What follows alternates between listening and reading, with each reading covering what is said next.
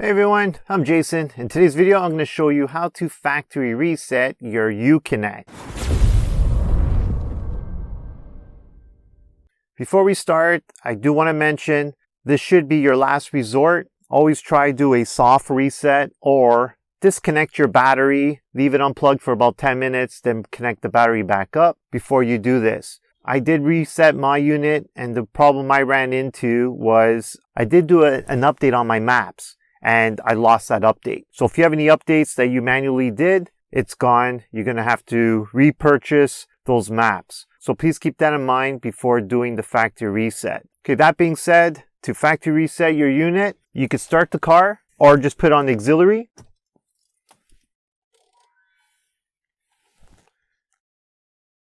Power button on your Uconnect. Now we're going to hit the menu, radio, and media button all at the same time.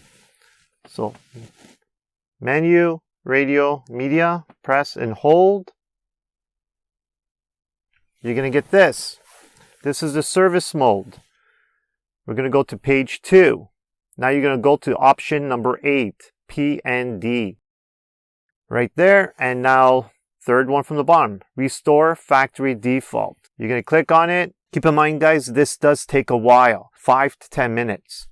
Anyhow, that's how you do it. If you guys have any questions, please give me a comment below. If you like this video, hit those thumbs up. If you want to see more like it, make sure you hit that subscribe button. And like always, thanks for watching and have a great day.